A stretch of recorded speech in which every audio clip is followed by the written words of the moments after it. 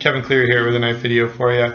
I want to start with this blade, which is the Ontario Rat Model 1. And the reason I'm starting with this blade is because I'm actually looking at the Ontario Utilitac II, which just by its nature kind of begs comparison to its larger family member here. I've had this knife for a long time and used it a lot and found it so great that when I found out Ontario made this blade, I was really interested in kind of checking it out more. And especially as I watched different, saw pictures of it and look at the specs on it, realized same blade steel, same, full steel liners, similar handle, materials, and there's a lot of similarities. Some of the things are exactly the same. The blade steel is Osage steel. The thumb stud is the exact same sort of pyramid shaped thumb stud. The pocket clip is literally the exact same pocket clip. You could switch one out for the other and find no difference. But as you probably know, Randall Adventure Training is now known as ESSI, and they no longer have an association with Ontario Knives. So Ontario Knives obviously owns this and they produce it and it's not going anywhere. But now knives designed by the same people are going to be called ESSI knives. So for example, the ESSI Azula, which is a great blade and shares a similar blade style, as well as some of those other ESSI fixed blades. This knife, though, is from a different designer, and it may be because of that, no longer viable relationship with Randall Adventure Training that Ontario was looking for some other designer. And Joe Perdue is the designer of this knife. By the way, this Utilitac II comes from Perdue's design, which is called the Responder. And on the side of the Responder, if you read it, and I'll roll a picture in around here, it'll say, let's see if I can get this angle right so you can read it. There's Utilitac II. His in the picture says Utilitac, no 2 behind it, and is called the Responder. But this, by the way, variation of the Utilitac, there are a number of variations. This one with the clip point, satin finish, and the rounded handle most closely, sorry, my eye was itchy, most closely resemble Perdue's original design. And by the way, this is by far my favorite variation on this blade. Now you may really like another one, but I just feel like this one sort of goes together as an overall knife better than the other variations of it. Now, this knife is 8 inches overall length. It's 3.5 inch blade and 5.6 ounces. So it's a little smaller, a little shorter in length than the Model 1. The same weight though, and the same length of blade. The Rat Model 1, well, it has a full flat grind. This has a clip point with a hollow grind, and that hollow grind is a really, really good hollow grind. Sort of reminds me of the Buck Vantage Select. If you've ever seen that blade, or if you have one of those, you'll know that it's quite thin at the bottom of the grind, making it so it has really, really good slicing power. And this one does that same type of thing. Very, very good slicer. It is obviously a manual knife deployed by thumb studs.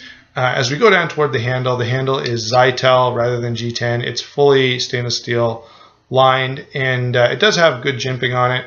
And I think I made a note of the difference between that jimping and the jimping on this blade. The grippiness is just a little bit better on the Utilitac, and I'm going to say the ergonomics are just marginally better. Not a lot better, but just marginally better. I do have the pocket clip mounted for tip-up right side carry, and the reason for that is if you look, there's a difference in sort of distance. If you mount the pocket clip up here, you got a little more knife showing out of your pocket than if you mount it here. And so I chose this option because I like the lowest carry that I can possibly get. The lanyard hole is there, but it's not you're not gonna get 550 cord through there. You might maybe get some if you stripped it out first. And it comes with a lanyard that's kind of silly, so I took that off right away. The overall impression of this knife is very, very good.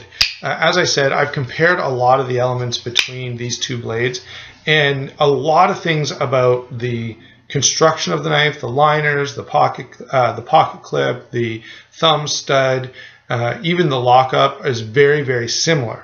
So because they're so similar, you know, you've got a pretty stout knife on your hands. And for my own purposes, I did some testing. I was out back and I choked down on the knife and I chopped a couple of branches off a tree, not big branches, just small ones. And then went ahead and kind of carved through them to see how that carving would work. And with that recurve in the blade, man, this thing carves through wood like a pro. Is going to really excel at those outdoor sort of bushcraft type of tasks, and worked and was very comfortable in doing that. That's another reason I can comment on the comfort of the handle. There is jimping on the pommel here, and that would be for like a reverse grip if you were going to use the knife that way.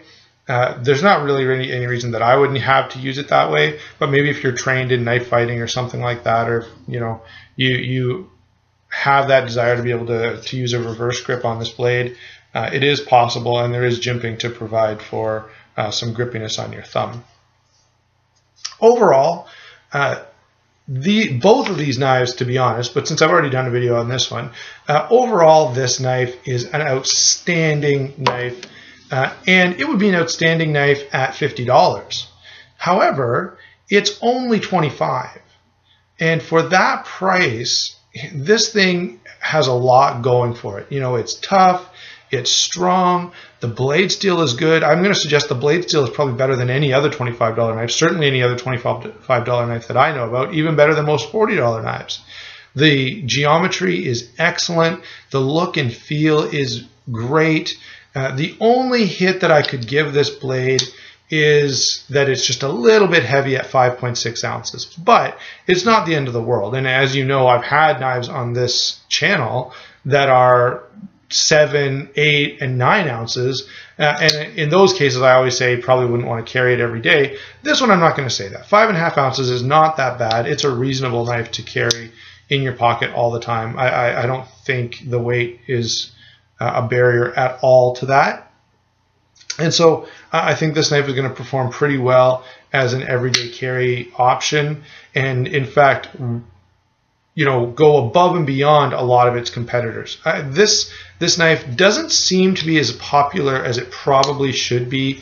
I'm surprised. I don't know any real numbers in terms of comparison, but the fact that this one's offered everywhere you look and that it's offered in a whole bunch of different colors kind of suggests this sells really, really well. And maybe this one not so much, although I'm surprised because this is a great knife.